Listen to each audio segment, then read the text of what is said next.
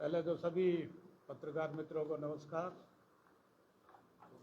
मेरे साथ में मेरी दाहिनी और श्रीमान शक्ति सिंह जी परिहार, इनका मैं आपको परिचय कराना चाहूँगा। श्रीमान शक्ति सिंह जी जम्मू कश्मीर के हैं और जम्मू कश्मीर में जो हमारी सरकार थी, मिलीजुली सरकार पीडीपी के साथ में, उसमें आप वहाँ मंत्रिमंडल में मंत्री रहे, आप डोडा से विधायक थे।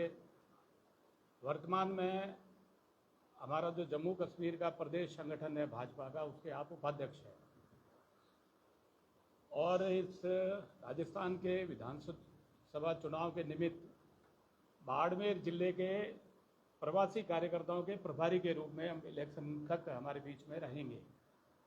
मित्रों, हमारे यहाँ ये परंपरा है, क्योंकि भारतीय जनता पार्टी एक परिवार मानती है, तो जैसे दूसरे प्रदेशों में जब चुनाव होते हैं तो हमारे यहाँ से भी कार्यकर्ता चुनाव में मदद के लिए जाते हैं। उसी अनुरूप माननीय शक्ति सिंह जी बाड़मेर पधारे हैं और चुनाव तक हमारे बीच में रहेंगे। आज की जो ये प्रेस कॉन्फ्रेंस है, वो मुख्य रूप से जो हम आरोप लगा रहे हैं कांग्रेस की सरकार के खिलाफ, भ्रष्टाचार के आरोप, पेपर लीक के आरोप, और इसी को मद्देनजर रखते हुए 2 दिन पहले जो ईडी ने छापे मारे, उसको लेकर है। भ्रष्टाचार के मामले में मैं आपको बताना चाहूँगा, जब ये सरकार गठित हुई उसके 4 महीने बाद ही हमने बोलना शुरू किया। उससे पहले कांग्रेस के एक वरिष्ठ विधायक है भरत सिंह जी, जो सांगोद से विधायक है, पूर्व में मंत्री रहे हैं, उन्होंने माननीय मुख्यमंत्री जी को कहा ये माइनिंग विभाग, खनिज विभाग का जो मंत्री प्रमोद भाया जैन, ये भ्रष्ट है। उन्होंने कई पत्र भी लिखे, कई सबूत भी दिए। पेपर लीक, आपको मालूम है, युवाओं के साथ में, बेरोजगार के साथ में किस प्रकार के छल कपट, उनके भविष्य को तबाह किया गया। 15 पेपर लीक हुए, और 15 पेपर लीक हुए भी थोड़े समय पहले इनके पूर्व उप मुख्यमंत्री और पूर्व प्रदेश अध्यक्ष सचिन पायलट ने अजमेर से लेकर जयपुर तक पद यात्रा की कि ये पेपर लीक जो हो रहे हैं इनके ऊपर सख्त कार्रवाई हो। आज की जो ये प्रेस कॉन्फ्रेंस है उसी मुद्दे पे है। जनता पूछ रही है सवाल, जवाब दीजिए सरकार। ये मुख्यमंत्री जी से सवाल कर रहे हैं कि ये 7 लाख छात्र राजस्थान के किसानों, गरीबों, मध्यम वर्गीय परिवारों के हैं, जिन्होंने अपना पेट काटकर अपनी संपत्ति, कई परिवारों ने अपने खेत, मकान, अपनी अचल संपत्ति गिरवी रखकर अपने बेटों को, अपने पुत्रों को पढ़ाया। इस आशा के साथ पढ़ाया कि मेरा बेटा पढ़कर सरकारी नौकरी हासिल करेगा और हमारा जो परिवार का भविष्य और उसका भविष्य, तो परिवार का भविष्य सुखद होगा। हुआ उल्टा। परीक्षा जैसे ही देके निकलता, छात्र बाहर आते कहते पेपर लीक। तो उसके लिए ये सवाल है जो जनता, 70 लाख जो बेरोजगार छात्र है, वो मुख्यमंत्री जी से पूछ रहे हैं। राज्य की ओबीसी, दलित, आदिवासी परिवार के लाखों बच्चे पेपर लीक के कारण ठगे गए। जब पेपर लीक कर माफिया उनका भविष्य बर्बाद कर रहे थे, तब आपने मुंह बंद कर लिया था। क्यों? पेपर लीक का मास्टरमाइंड सुरेश ढाका अब तक फरार है। आपकी एसओजी, एसीबी आज तक क्यों नहीं पकड़ पाई? क्या उसको नहीं पकड़ना का सरकारी निर्देश था? सुरेश ढाका आपने भी पता होगा, जो मास्टरमाइंड है, जो आज तक पकड़ में नहीं आया।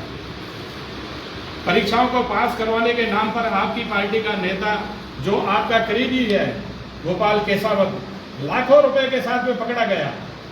जिस अधिकारी ने पकड़ा, उस अधिकारी ने जब जांच करी, इनको लगा कि ये जांच सही दिशा में जा रही है, उस अधिकारी को बदल दिया, उस अधिकारी का ट्रांसफर कर दिया, फिर दूसरा अधिकारी लगाया, ऐसे करके तीसरा अधिकारी लगाया जिसने भ्रष्टाचार से मुक्त कर दिया। न्यायालय में मामला गया, न्यायालय ने फटकार लगाई कि आप है जो वापिस इसकी जांच कराइए।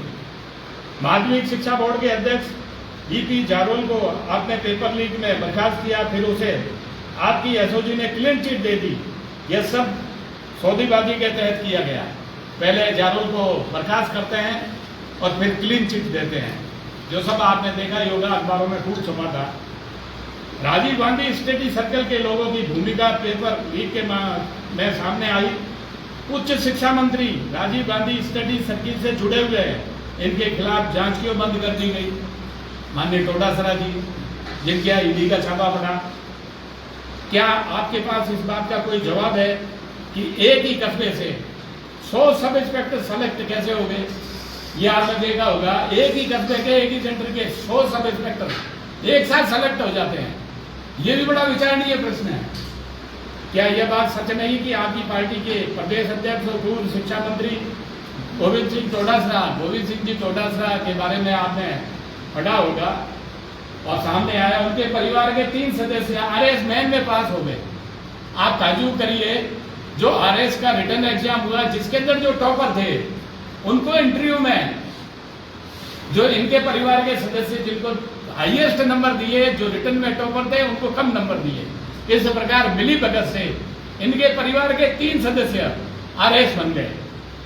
क्या यह बात सच नहीं कि शिक्षक दिवस पर शिक्षकों का एक सम्मेलन हुआ, आप सभी ने देखा होगा, जिसमें ये टोडासरा जी शिक्षा मंत्री थे।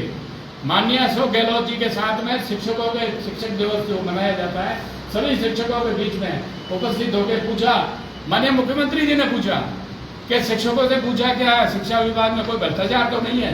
तो शिक्षक खड़े हो गए और कहने लगे भ्रष्टाचार हमारे यहाँ तो तबादले जितने भी हुए पैसे लेकर भी हुए। ये सभी आपने देखा होगा, अखबारों में भी छपा था। आज जो राजस्थान के लाखों युवाओं को न्याय दिलाने का काम ईडी कर रही है, आपको नहीं लगता है यह काम आपकी एसओजी और एसीबी का था?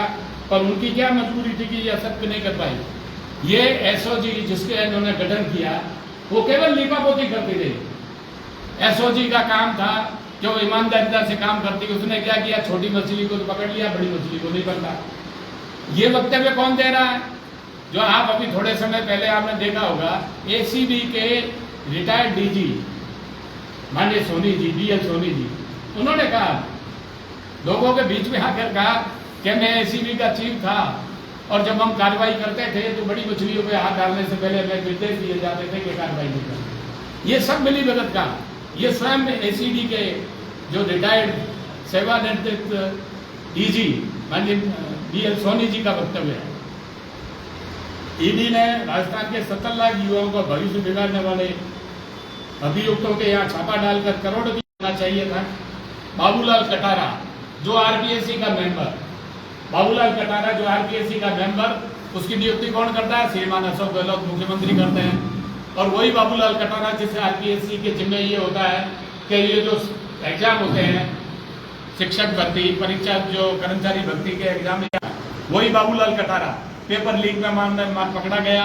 और जब उसको पूछा तो उसने कहा, भैया मैं तो 2 करोड़ रुपए देकर मेंबर बनाऊं। तो जो 2 करोड़ रुपए देकर मेंबर बनेगा वसूली तो करेगा ही। तो आपको ही ध्यान है, उसकी संपत्तियां अटैच हुई, करोड़ों रुपए के दस्तावेज मिले, संपत्तियों के दस्तावेज मिले। क्या यह सच नहीं कि जिन्होंने पेपर लीक किए उनकी जानकारियां परीक्षा में भाग लेने वाले युवा ने पुलिस को दी थी? आपकी एजेंसियां ऐसा क्यों नहीं कर पाई? पेपर लीक हो रहा है, उसकी सूचना कौन दे रहा? जो अभ्यर्थी है, जो पेपर दे रहा वही दे रहा सरकार को। सरकारी एजेंसियां अपने स्तर पे नहीं पता लग पाई कि पेपर लीक हो रहा है। आपकी सरकार में एसीबी के डीजी साहब का तो मैंने आपको बता ही दिया, उनका खुद का वक्तव्य है, माननीय बीएल सोनी जी का। क्या आप भ्रष्टाचार के बदले को हाथ नहीं डालते? क्या यह इसका उदाहरण नहीं है?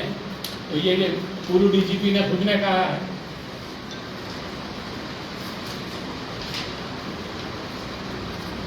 राजस्थान जानना चाहता है कि जिन बड़ी मछलियों को आप बचाना चाहते थे, क्या ईडी उन बड़ी मछलियों की तरफ बढ़ रही है जिससे लेकर आप परेशान हैं?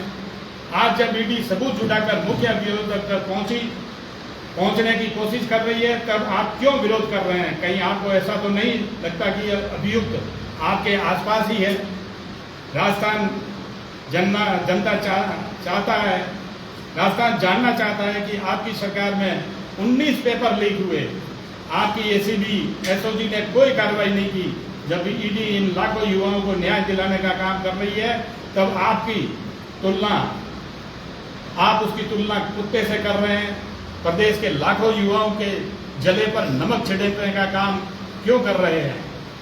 इसी तरह एक जो केंद्र की योजना चली, हर घर जल हर घर नल, इस योजना के तहत पूरे प्रदेश में हर परिवार में नल के माध्यम से मीठा पानी पीने का पहुंचे। ऐसी योजना केंद्र ने लॉन्च की। केंद्र ने हर घर जल हर घर नल के माध्यम से 38,000 करोड़ रुपए सरकार को आवंटित किए। उसमें बड़े पैमाने पर भ्रष्टाचार हुआ, उसकी भी जांच चल रही है। एसीडी ने भी करी, ईडी ने भी अभी छापे। उनमें जो भ्रष्टाचार हुआ, उसमें जो संलिप्त जो ठेकेदार थे, जिन्होंने मिली भगत से जो टेंडर कराए और करोड़ों रुपए की जो हेराफेरी करी, भ्रष्टाचार किया, उनके ऊपर छापे पड़ रहे हैं। राजस्थान की जनता ये जानना चाहती है कि हर गलती कीमत मांगती है का ढोल पीटने वाले मुख्यमंत्री अशोक गहलोत ये बताएं कि जिस विभाग के वे खुद मुखिया हैं, उस विभाग की एक बिल्डिंग जो शासन सचिवालय परिसर में है, उसकी अलमारी में 2 करोड़ 31 लाख रुपए नकद और 1 किलो सोना मिला। इस पर एक छोटे से कर्मचारी पर कार्रवाई की तीसरी कर दी गई। क्या आपका पाप इससे छूट जाएगा? आपको ध्यान होगा, सचिवालय की बिल्डिंग के अंदर 2 करोड़ 31 लाख रुपए कैश और 1 किलो सोना अलमारी से बरामद हुआ।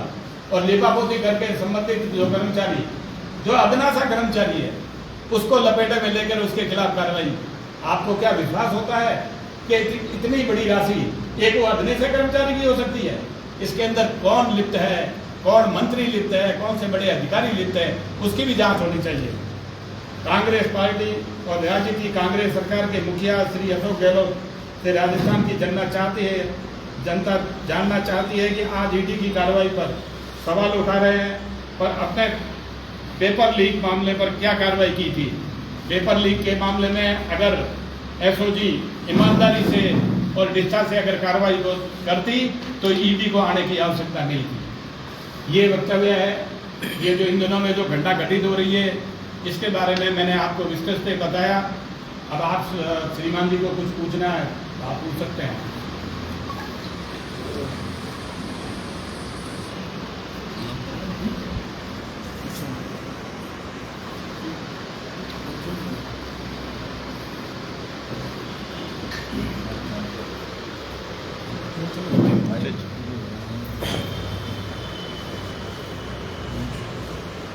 उधर लगाओ, उधर लगा वो चेंज करा।